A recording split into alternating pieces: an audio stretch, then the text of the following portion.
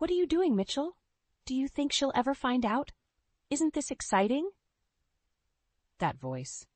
My heart faltered at the sound of it. I had come home early, feeling uneasy for reasons I couldn't explain. Now, standing in the hallway, I could hear laughter and clinking glasses coming from the living room. Cautiously stepping forward, I peeked through the slightly ajar door.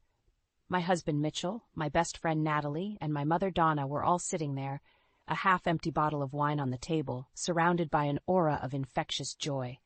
Mitchell's arm was around Natalie, and my mother was sitting so close to him, their knees almost touching.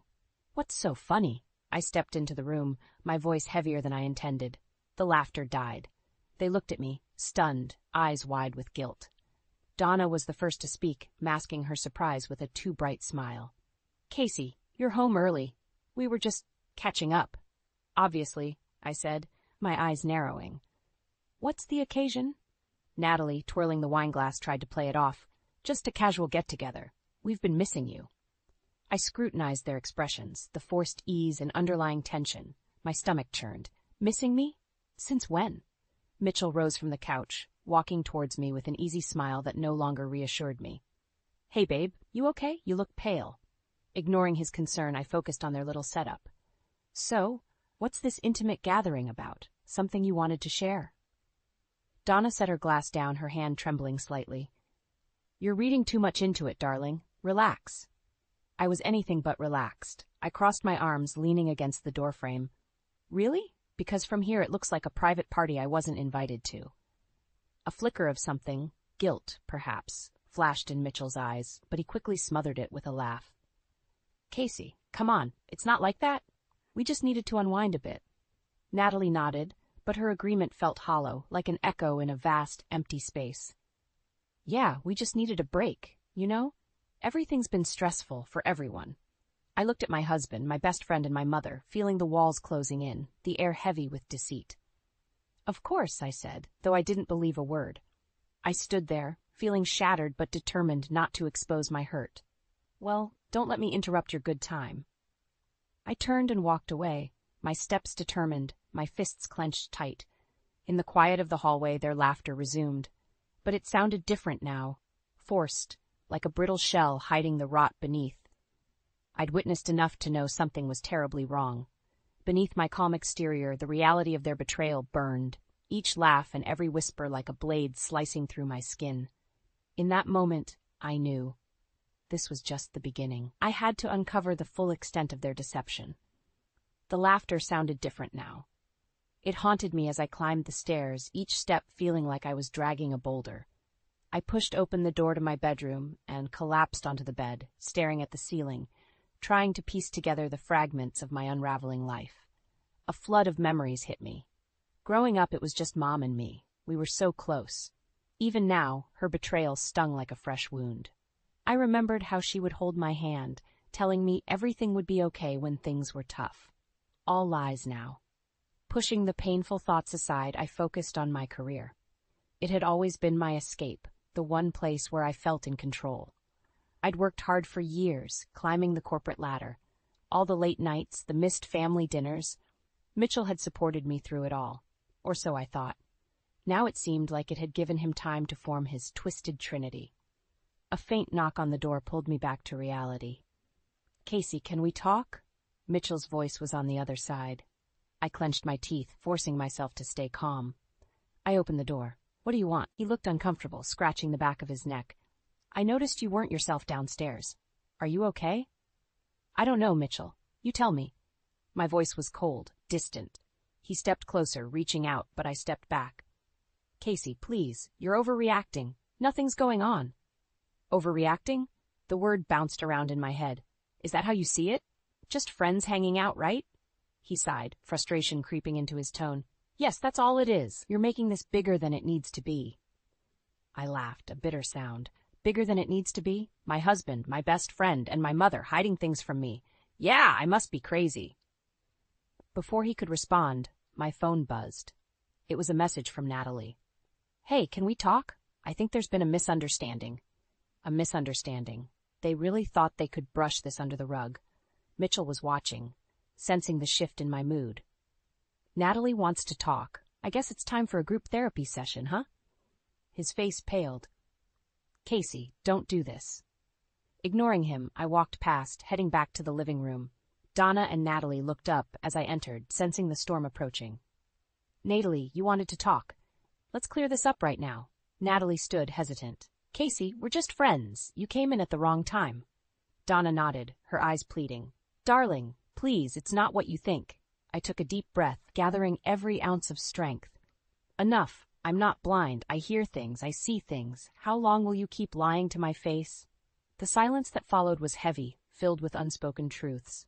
The tight thread holding my life together was unraveling fast. One thing was clear. This wasn't just a misunderstanding. This was the beginning of a battle, and I wasn't backing down. The air in the living room was stifling. I felt everyone's eyes on me, searching for a crack in my resolve, but I stood firm. Natalie, I said, my voice cold and steady, if it's all innocent, why don't you explain the odd messages, the secret meetings? Natalie shifted uncomfortably, her eyes darting toward Mitchell and Donna. Casey, it's not a big deal. We've just been close lately, that's all.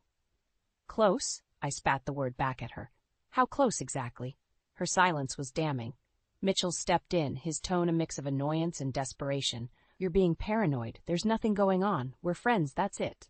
I shook my head, anger bubbling over. Friends don't hide things. Friends don't act like this behind someone's back. Donna tried to soften the blow, reaching out to me. Honey, you're working so hard. We just wanted to make sure you had support, people to lean on. My mother's attempt at justification pushed me over the edge. Support? By excluding and lying to me? That's how you support me? Thus, I could see Mitchell's patience wearing thin. We didn't want to bother you with every little thing, Casey. You're always busy. Busy. Right, I said, nodding, letting the word hang in the air. So busy that I missed the signs, the little things that didn't add up. Mitchell's frustration spilled out. This isn't what you think it is. Why can't you just accept that we were trying to make things easier for you? Easier? I laughed bitterly. By making me feel like an outsider in my own life? Natalie, her voice shaky, tried to interject. Casey, please, we never meant to hurt you. Never meant to hurt me. Then why does it feel like you've stabbed me in the back? I could barely control the tremor in my voice. I gave my life to this family. I trusted you all. Donna's eyes filled with tears, but I had no sympathy left. All right, you've made your point, she said quietly, but let's not blow this out of proportion. Out of proportion? I let out a breath of pure disbelief. You've been hiding something huge from me, and you want to downplay it? Hannah's small voice drifted from the hallway.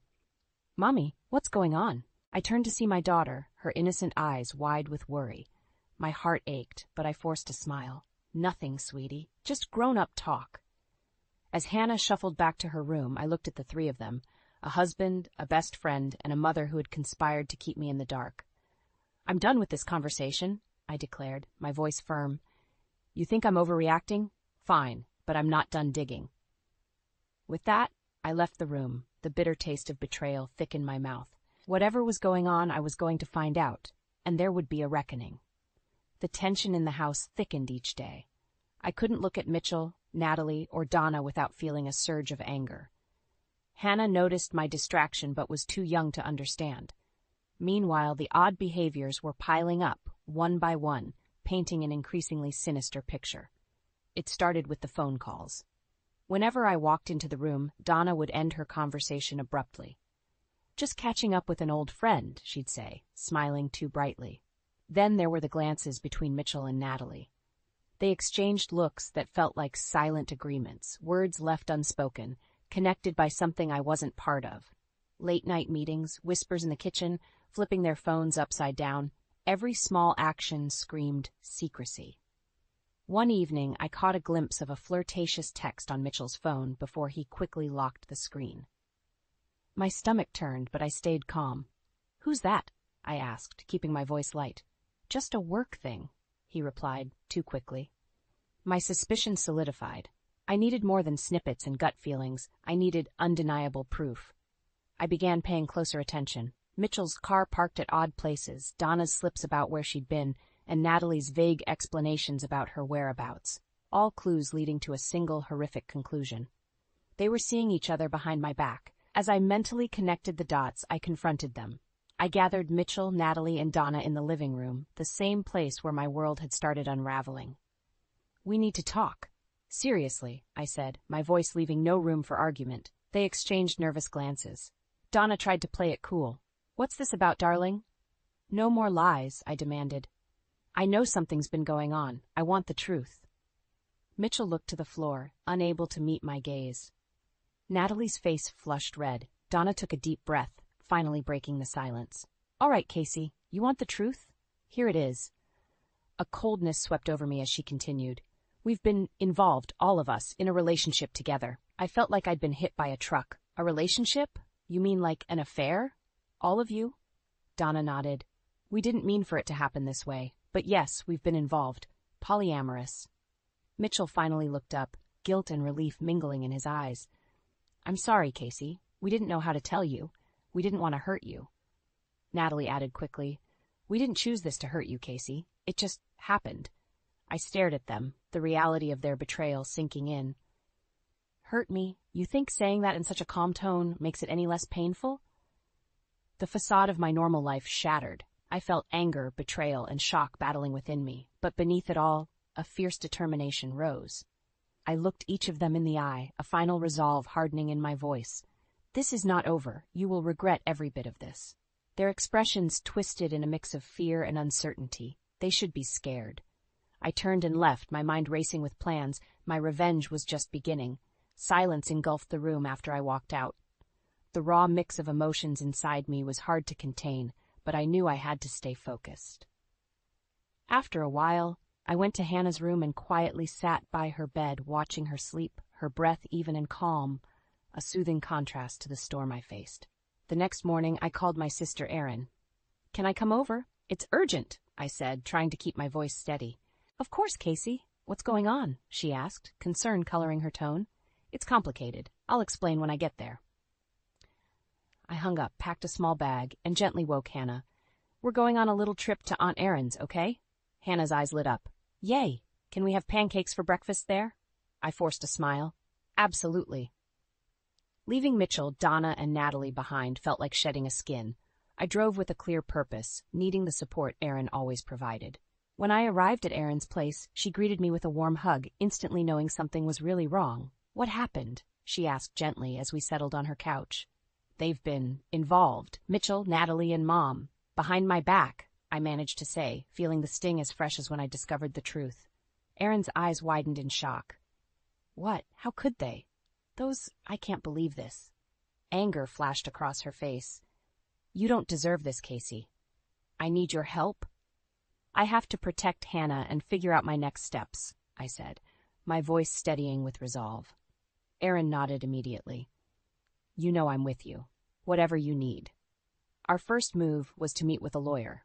I planned to pursue legal separation from Mitchell and ensure Hannah's custody arrangements protected her from the toxicity. Erin stayed with Hannah to keep things normal for her while I focused on dismantling the life that had become a lie. Later, when I went to pick up Hannah, I faced Mitchell. His eyes were filled with a mix of regret and helplessness. "Casey, can we talk, please?" I looked at him, my voice icy. "There's nothing left to talk about, Mitchell. I've contacted a lawyer. This is over." He looked down, defeated. "I never wanted to hurt you." "Well, you did, and now there are consequences," I replied, turning away to leave. Back at Erin's, my father Robert stopped by. Erin must have told him something, judging by the stern look on his face. "Casey, what's going on?" he asked. The kitchen felt smaller with their expressions bearing down on me. "Mitchell, Natalie, and Mom, they've been in some twisted relationship behind my back." "Donna, too?" Robert asked, his voice a mix of shock and disappointment. I knew she could be selfish, but she did it. "And now I'm going to make sure they realize just how big a mistake it was," I said firmly. Robert reached out, placing a supportive hand on my shoulder. "You will get through this, Casey. We will help you." Looking at Robert and Erin's determined faces, I felt a surge of strength. I wasn't alone in this. With every step, I grew more resolved to cut these toxic ties and protect Hannah from the fallout. Mitchell, Natalie, and Donna thought I was just hurt. They had no idea what was coming their way. Erin's house became our sanctuary. Hannah adjusted to the change with the resilience only a child could muster, soothed by the presence of her doting aunt and stern but loving grandfather. Meanwhile, I threw myself into the legal proceedings. My lawyer, Denise, was a tough woman who didn't mince words. "We need to file for custody and get a restraining order if necessary," Denise said during our first meeting. "Protecting Hannah should be our #1 priority." I nodded. "I can't let her be around them. Not after what they've done. Yes, every detail matters. Keep it professional, but don't hold back anything relevant." Mitchell's response to the legal notice didn't take long. He was furious, calling and texting relentlessly. When we finally met in mediation, his eyes bore holes into mine. "This is ridiculous, Casey. We can work this out without dragging Hannah into it," he argued.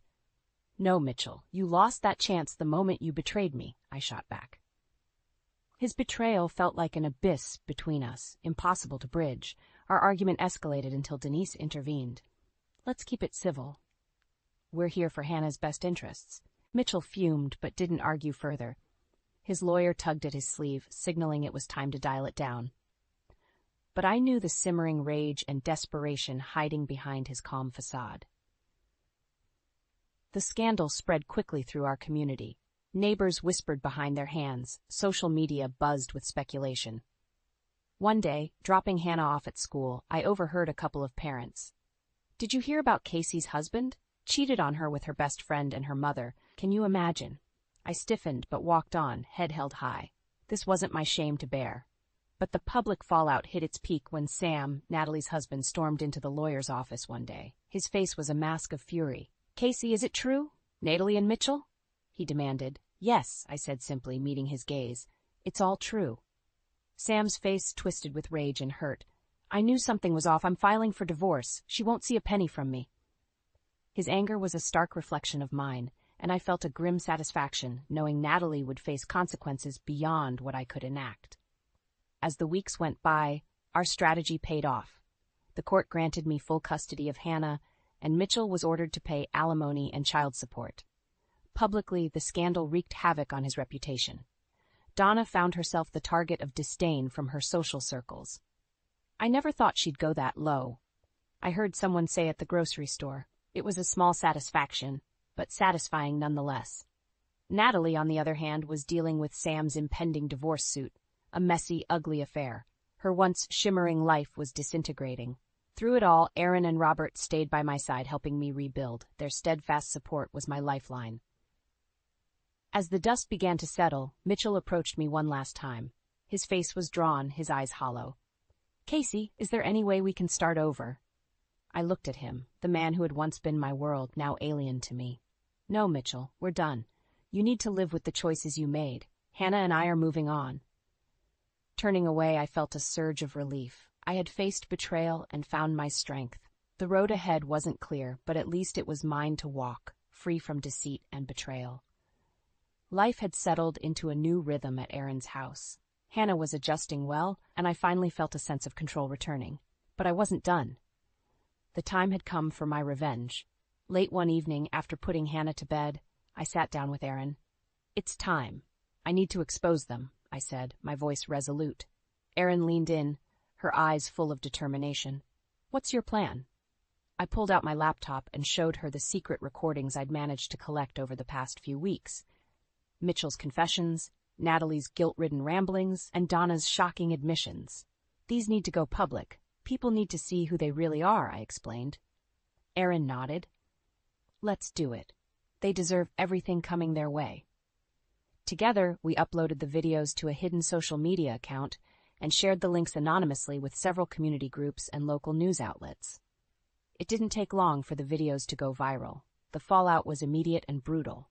Comments poured in, expressing disdain and disbelief. The once respected Mitchell, Natalie, and Donna were now subjects of vicious gossip and public shaming. I received a text from Mitchell late that night. "Casey, you need to stop this. It's ruining us." I ignored it. There was no room for mercy. A few days later, I ran into Donna at the grocery store. She looked haggard, a shell of the woman she once was. "Casey, I can't go anywhere without people staring at me. How could you do this?" I met her eyes without flinching. "You did this to yourself, Mom. Actions have consequences." Natalie's life was unraveling too. Sam's divorce suit was the talk of the town. I heard through mutual friends that she'd been forced to leave her job. One evening, she called me, her voice trembling. "Casey, please, I'm begging you, stop this. I've lost everything." "Good," I replied coldly. "Now you know how it feels." Mitchell, desperate, showed up at Aaron's doorstep. Aaron stood firm, blocking his way. "You're not welcome here, Mitchell. Leave." He pleaded, "Please, Casey, I was wrong. I'll do anything to fix this." I stepped forward, my face a mask of resolve. "Fix it? There's no fixing this. You did this. Now live with it."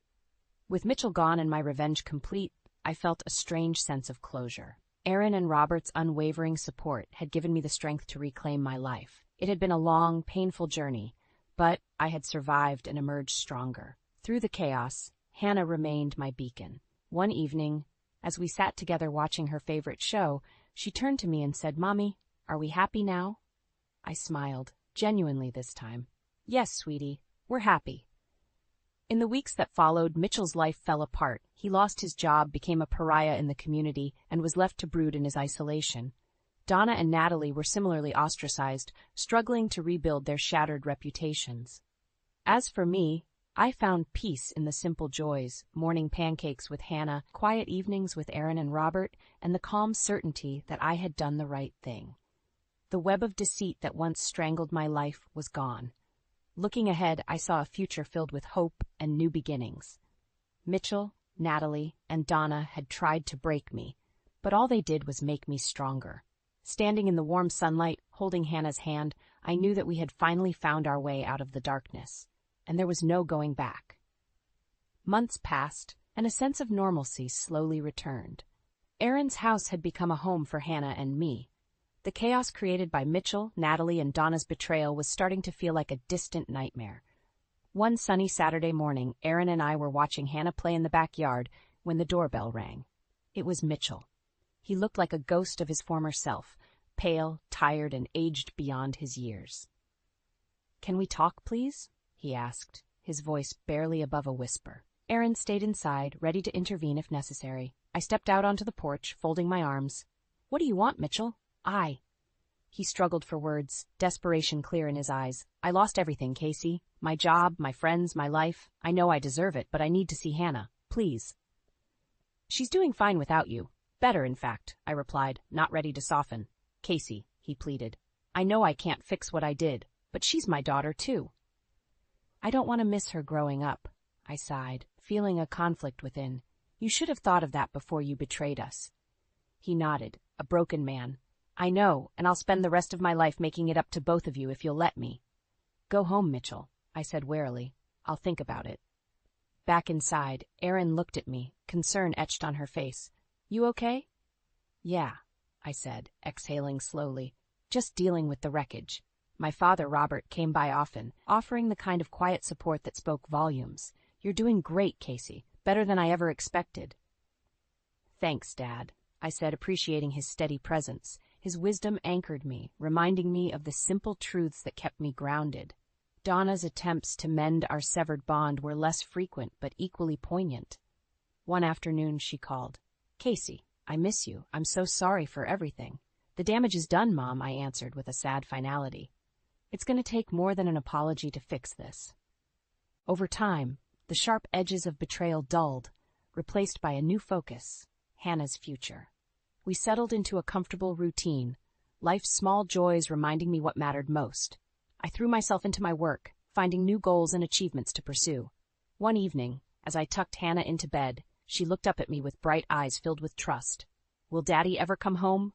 I brushed a strand of hair from her face. "Maybe someday, sweetie, but remember, you're surrounded by people who love you. That's what matters." In the following months, Mitchell tried to rebuild his shattered life.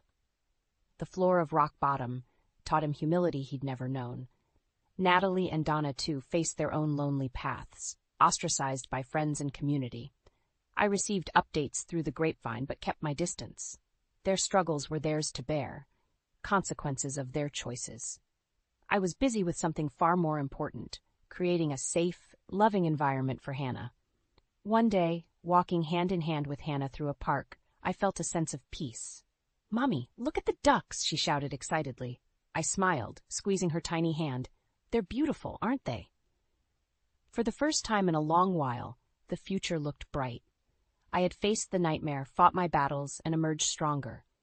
The chains of betrayal had been broken, replaced by new hopes and dreams. Standing there, watching Hannah laugh and play, I knew we were going to be all right. Our story wasn't just about revenge, it was about rediscovering life, finding strength in the ruins, and building a future free from the shadows of deceit.